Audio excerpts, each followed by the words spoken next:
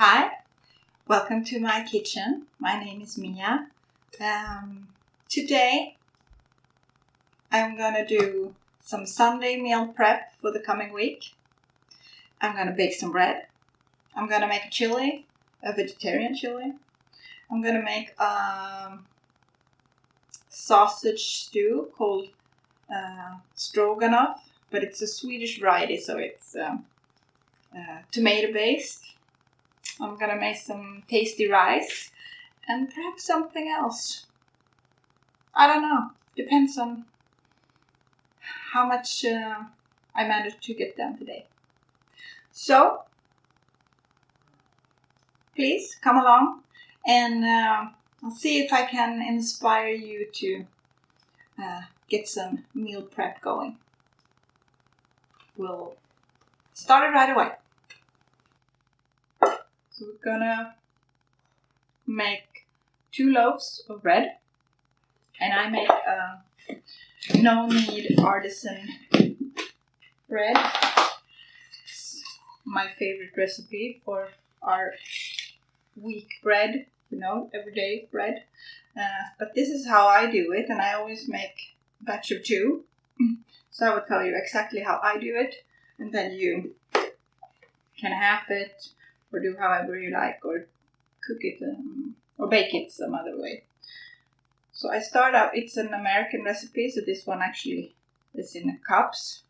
So I start with a little over 5 cups of just wheat flour. 2,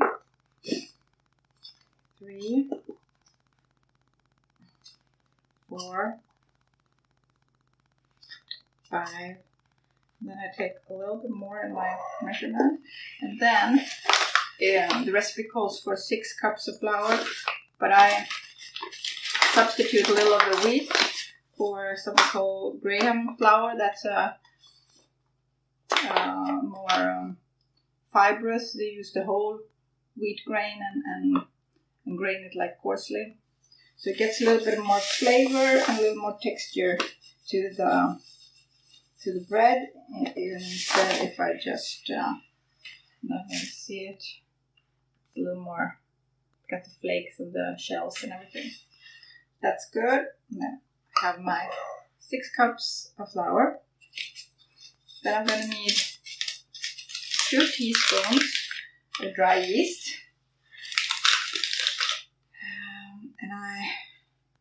And that is because I want to prove this.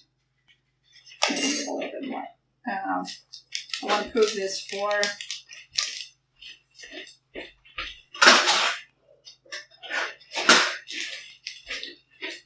about 4 hours. If I had more time and would have wanted to prove it for 8 hours, I could have had like only 1 teaspoon of yeast for this whole batch. But now I have 2 teaspoons, so I'm going to prove it for 4 hours. And then 2 teaspoons of salt. I'm just going to mix it with a spoon so that the salt and the yeast is combined with the flour. Nothing fancy, just a quick mix. And then I'm going to take 3 cups of warm water, like tap warm water, not hot, but warm. And then I'm going to stir this to make it a very sticky dough.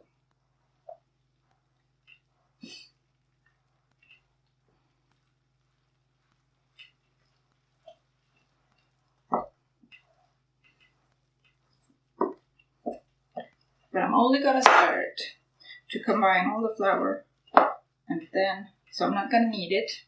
I won't get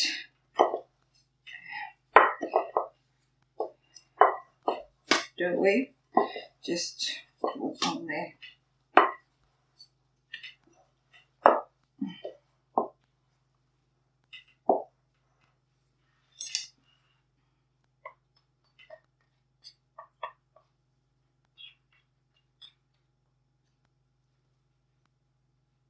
that's all. That is done. This is how it looks like. Now I'm gonna put plastic wrap on this and just set it aside, room temperature, for 4 hours.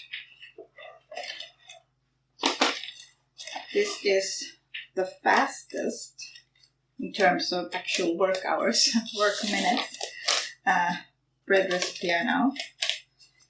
Makes a really nice fluffy loaf for our everyday bread. Now we're gonna make the vegetarian chili stew. I have tilted the camera so I'm folding over a little here, but I've brought out all we need. I'm gonna have some onions. These are tiny ones from my garden, but they're still good, probably a little strong. Some garlic, some peppers, different colors. Huge squash. I'm gonna peel and take out the seeds. A variety of spices and some crushed tomatoes with chili and garlic flavor, like petite diced tomatoes, black beans, and chickpeas. I think that will be a pretty good chili. I thought I'd make it in the slow cooker. I have a crock pot multi-cooker, which is like an instant pot, but in Sweden it's quite hard to find instant pot brand. But the crock pot has an electric multi-cooker, which basically has the exact same options as the instant pot. So I'm going to put it on saute, and we're going to start with putting in a little bit of oil and our onions, and then just keep adding until we're happy with it, and then we're going to put the slow cooker function on and leave it.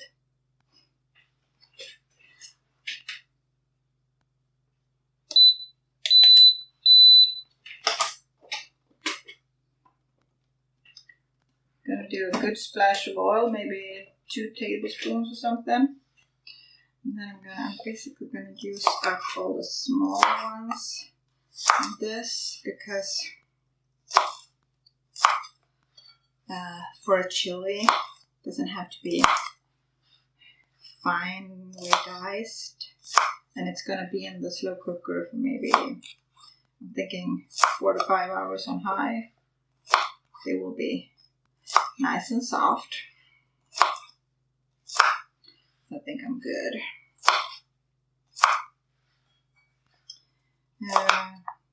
When I eat this in the week, I will probably bring,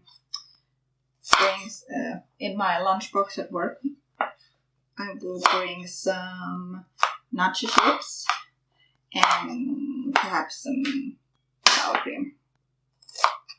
Maybe a little bit of cheese on top, and that will be fantastic.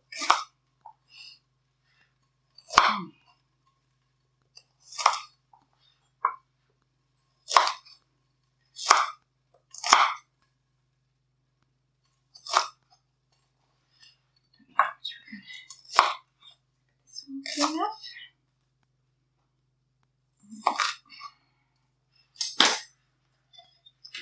Add this. I'm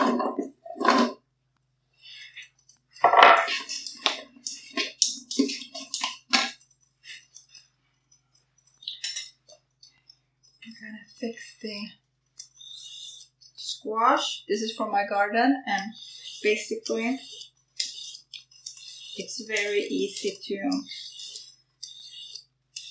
miss some of the zucchinis under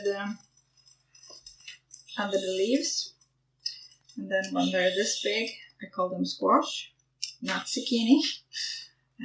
And I find the skins can be a little bit tough, so if I want to do it in a stew, then I just peel them and cut them in half, take out the seedy part with with a spoon. So I only get like the flesh, the squash flesh. And if I have that, that will be a good vegetable base for my chili. And it's a lot of food in one of these. Just grapes.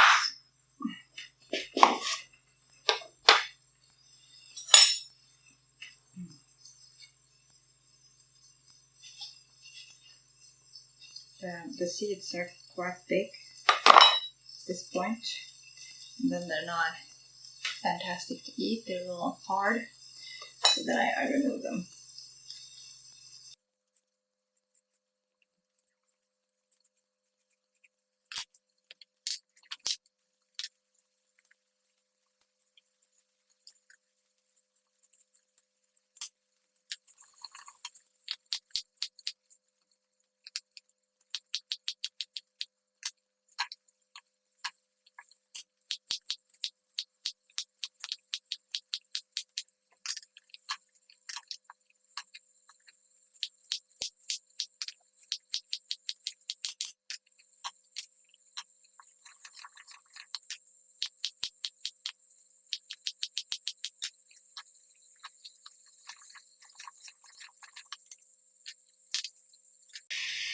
I'm just adding everything to the pot as soon as I've chopped and diced them, so everything gets like a small brown, but they don't get actually brown, but can start to cook in the saute function, just as if I would have cooked it on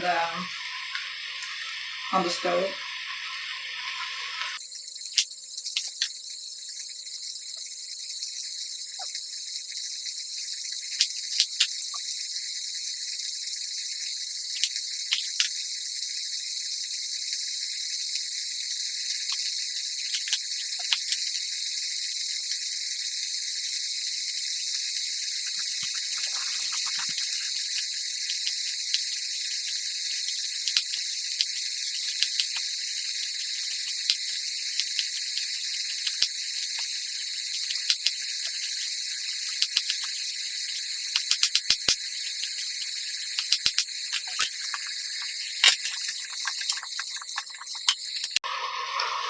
I'm just gonna peel the garlic and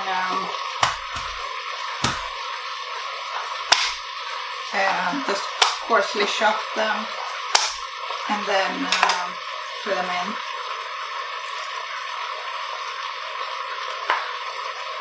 Find bashing them with the side of your knife makes them peel really easily. Since I'm gonna chop them, doesn't actually matter that they look like this. That is fine.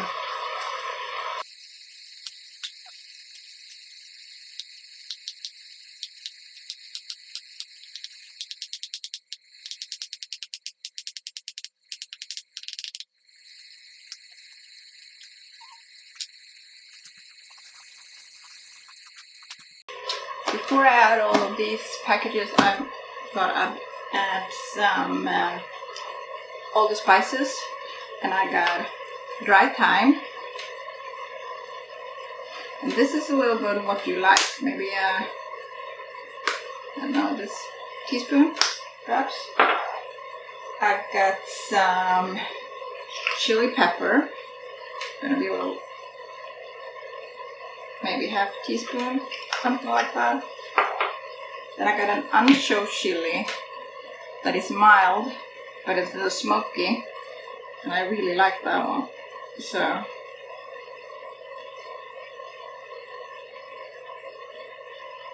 closer to a tablespoon. I got a bit of garlic powder, teaspoon maybe, some paprika, and then cumin. Most important part in chili, if you ask me. That what makes it chili, taco-y. A lot of it. So, tablespoon. And then a good pinch of salt, because there's not much salt in anything. I'm going to add some bouillon, but needs salt. Vegetables need salt. So maybe now that all the spices are in, it's been cooking for a while. Looks really good, actually. I can show you. I am going to drain and rinse this. I'm actually going to save the water from the chickpeas because it's called aquafaba, and I might do some vegan meringues with it. So these are, this is 2 cans of black beans and 2 cans of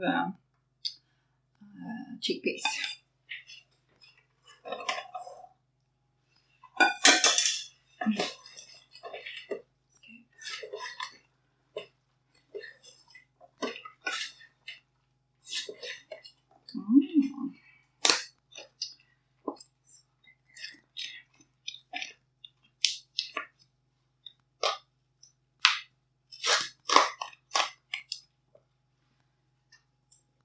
This is the petite diced tomatoes with chili, and 1 can of petite diced tomatoes with garlic.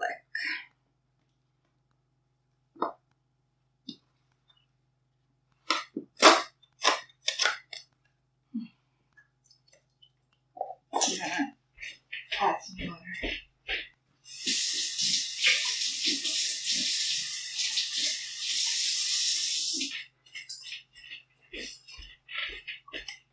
Added some water in these and sloshed them around so that all the tomato is in there, and then some extra water. That will look good.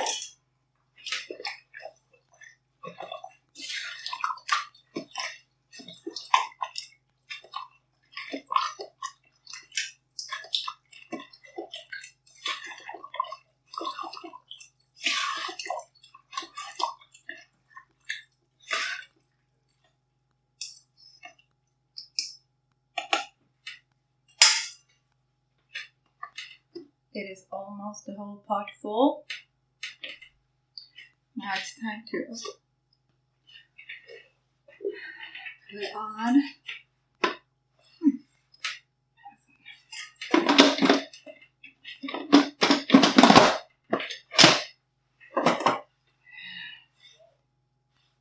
Now we're going to do slow cook on high for 4 hours.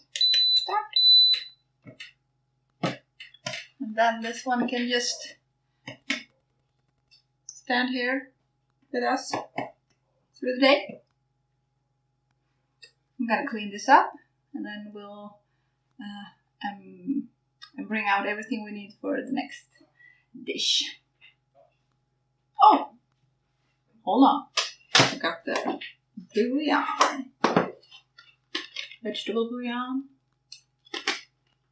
That wasn't. Just gonna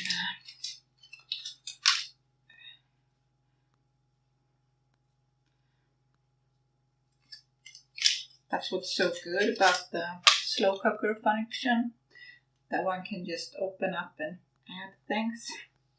I might go out and get some corn, because this will probably be pretty good with some sweet corn in it, and I have a few left outside actually.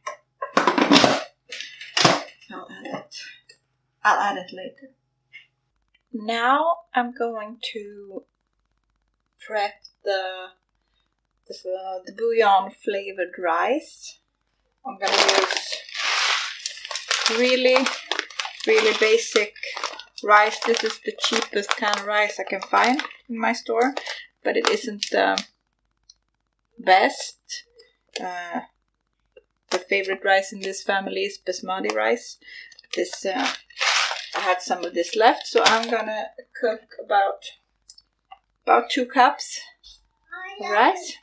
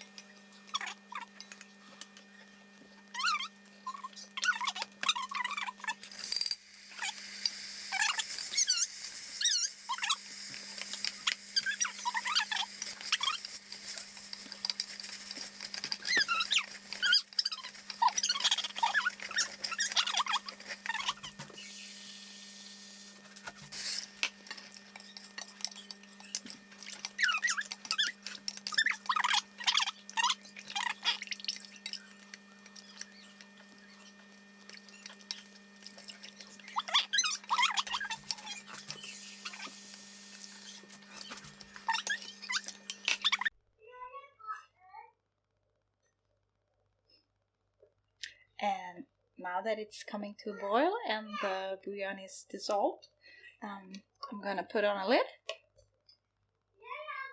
and set a timer for about 20 minutes and put it down to like, very, very slow simmer, and let this cook on its own.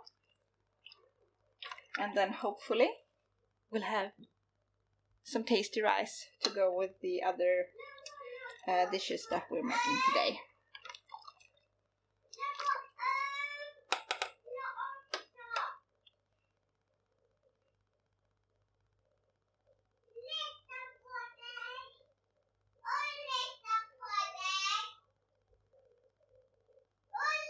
Now it's boiling. That is enough. I'm lowering it, and then we leave it. Now that we have a little bit over an hour left on our chili, I've been out harvesting some corn. They are looking a little bit wonky, not fully pollinated, but that doesn't matter because I figured we could just use the corns in the chili. So I'm gonna cut a bunch of them off and just stir them in, and they can cook with the chili for the last hour. That should be plenty enough. These are super, super fresh and really, really sweet.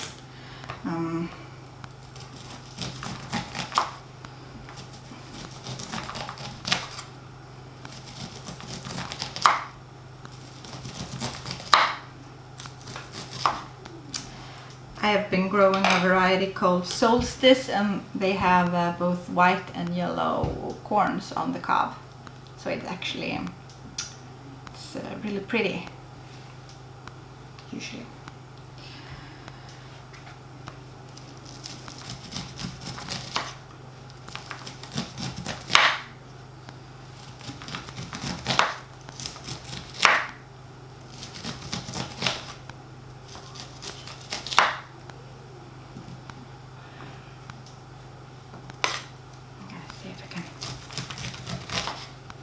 And that's one as well.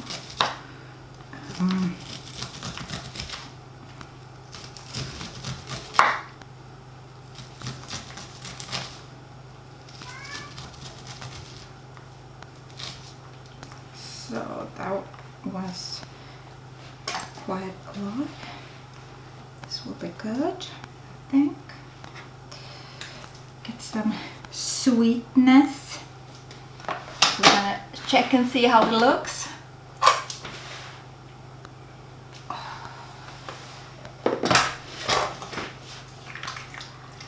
It smells like proper chili, actually. It looks good. It looks thick and yummy. So we are just gonna put in all this corn.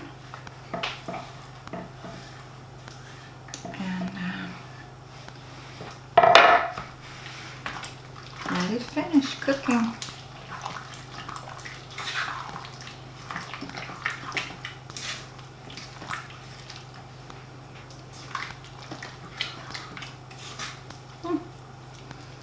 It's quite pretty actually. So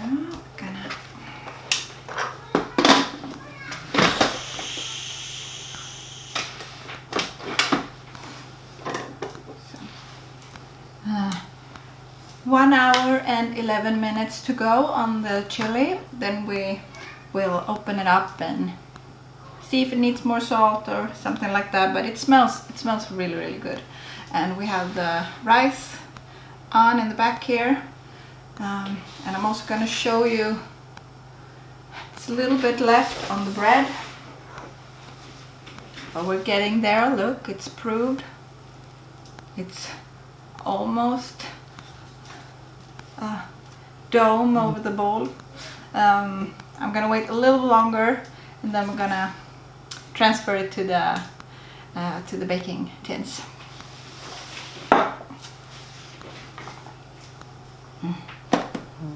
This will be good. This will be good.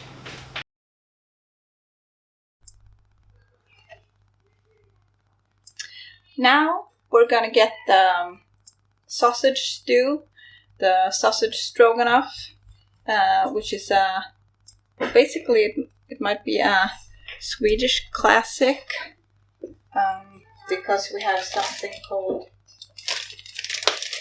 falukorv, which is a big sausage that you actually cut into slices and you can fry it, but it's an already cooked sausage. It doesn't look like this. It is this is the wrapping.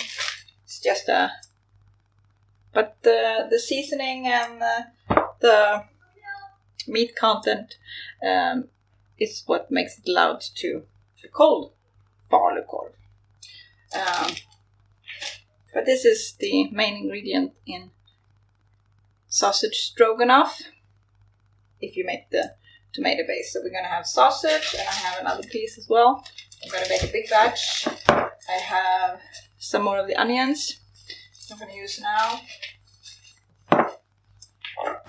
I have roasted tomato sauce that I made myself from my tomatoes. That will be really good in this. And then at the end we will put some cream, heavy cream in, whipping cream, to round it out. But first we're gonna put this on a medium and put in some oil, because I'm gonna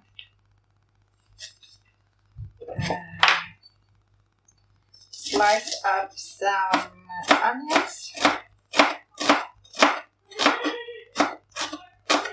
and get them soft.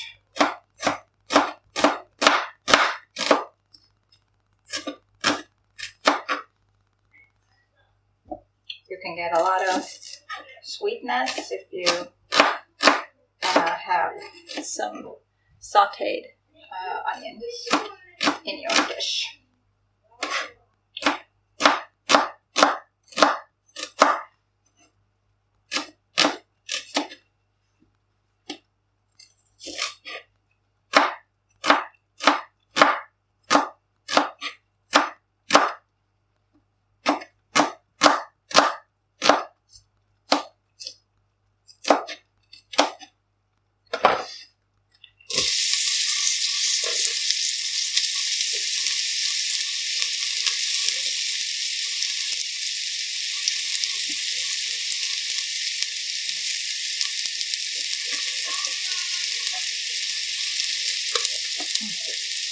I should also mention that this is my variety of stroganoff with sausage.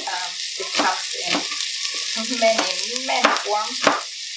Some with just tomato puree and milk and maybe a roux and all, and Dijon mustard and more like a beef stroganoff in flavor. But I like this one, and my kids like it, and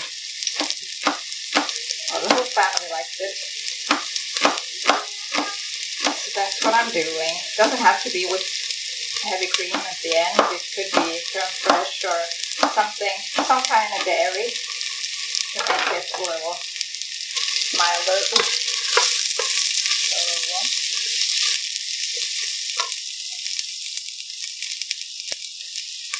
So I'm just gonna cook the onions until they're basically soft and translucent, and then I'm gonna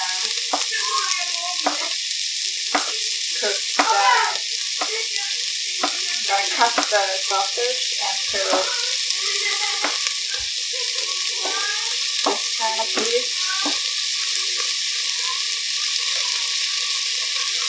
Bite-sized strip. Then it's perfect. And that's the way a Swedish Stroganoff looks. The sausage is cooked like that.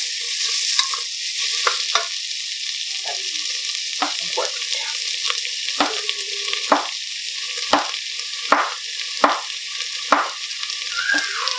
It's also a very quick dish since the sausage is actually cooked. You can eat it raw if you like. Many do, quite nice. And then the tomato sauce and everything, so you can just decide for yourself how long you want to cook it or have it on the stove. Very good. I have another piece in the freezer that's saved.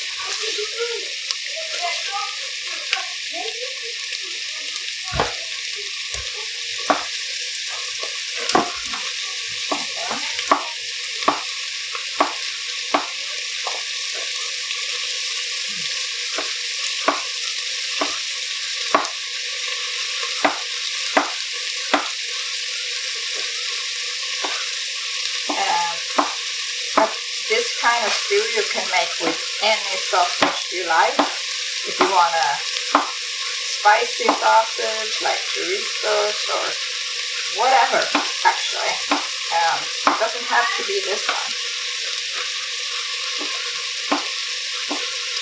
If you want to make it yourself. Bye.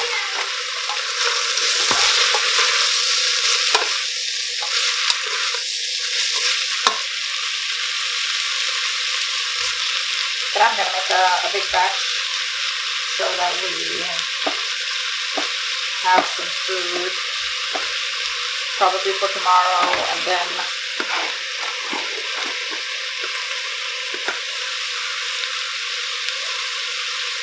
maybe even some leftovers. That would be nice.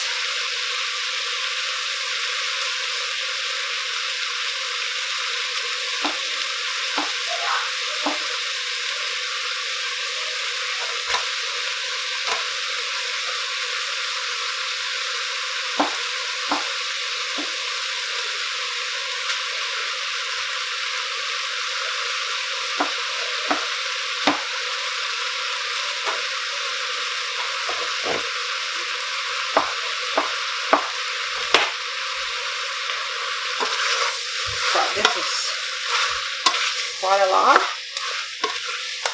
Like I said, this is a lot of portions. I'm gonna get it heat up a little, get the sausage going.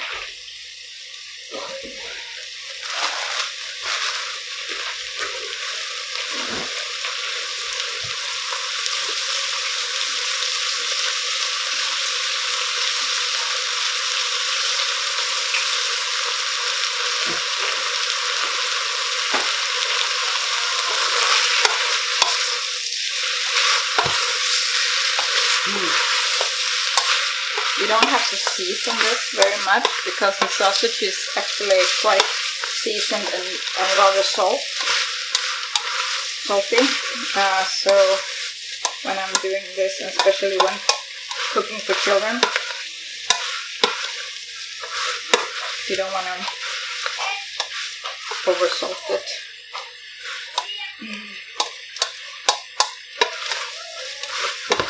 So I'm just gonna get these cooked that, and then gonna add the tomato.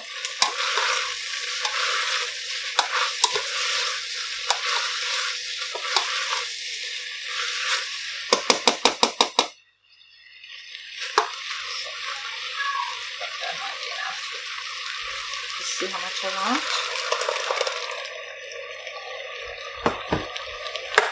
About half of it.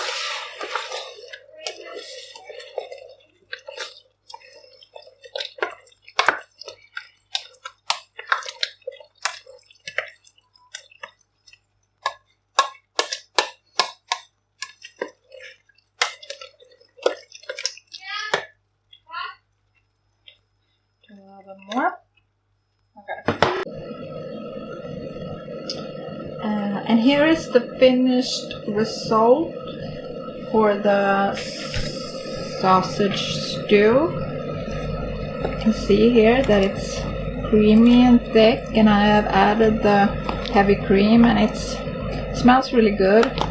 I accidentally forgot about it for a few minutes and I burned it in the other pot. So, but that's okay. I just transferred the stroganoff to a new pot, and then I added the cream, and now it's really good. You can see that the onions are super soft and almost non-existent, which is good. And here is the rice. It's sticky. I should have added more bouillon. I thought it would be even more flavorful, but it's okay. But I was hoping it would be even more. So there, two things prepped for the week.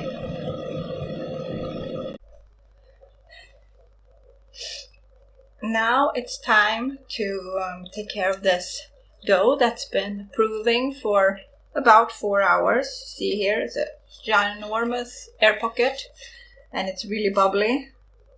This looks good. I'm gonna bake them in these tins, and basically I also have more of them because I'm gonna make like a small Dutch oven for each loaf, and that's how I'm gonna bake them for the first part. So I'm gonna put some baking paper on this because I realized that that's the easiest way to do this. I think that's it.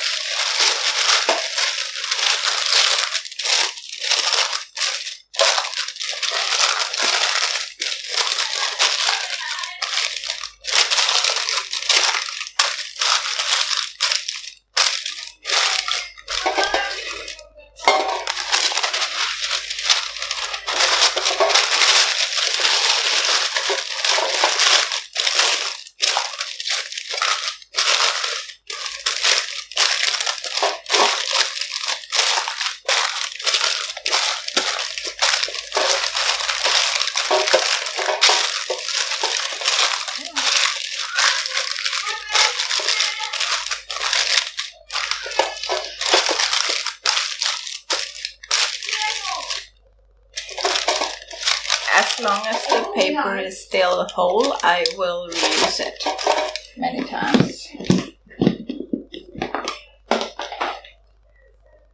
I have just some flour so it won't stick to the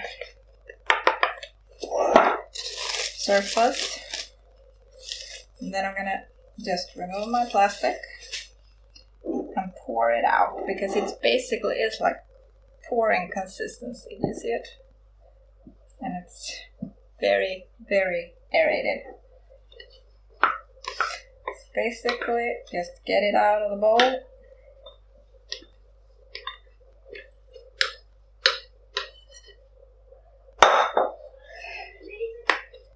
Turn it over a little so it's a little bit coated with flour because it makes it easier. Let's turn it over. I'm gonna split it in two. Just gonna check so it feels good. Put them in the trays.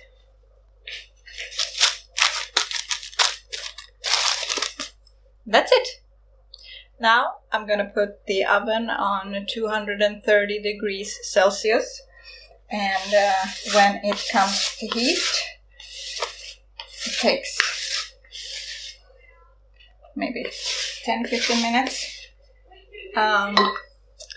Then I'm gonna put the lid on like this and put them in the oven for 30 minutes.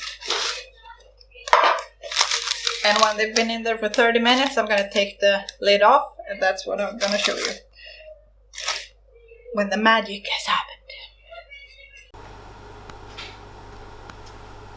And now the bread has been in the oven for 30 minutes. I'm gonna try and show you what I meant by removing the lid. Up, up, up. Bottom.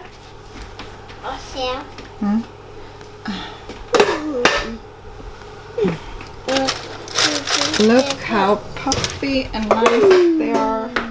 Now they're gonna get a little color. So for another 15 minutes.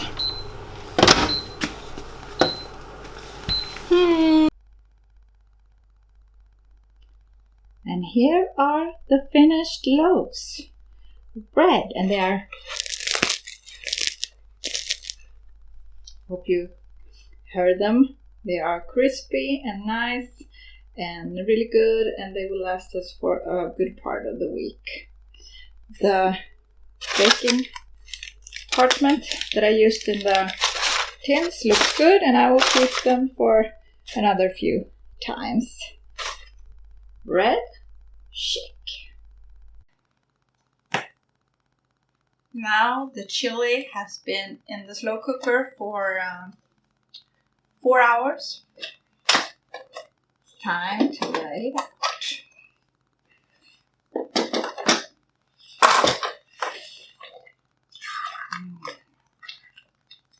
It's quite saucy, but I think that's good because it would be like a mix between a stew and a soup. It smells super good. I'm gonna take a little taster.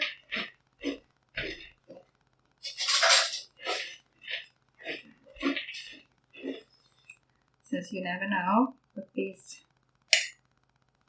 recipes that you make up as you go along, it's gonna taste like.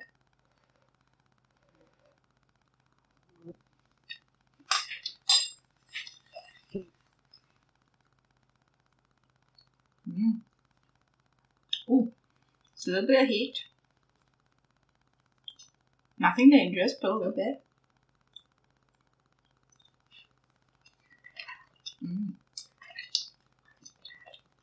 It's really good.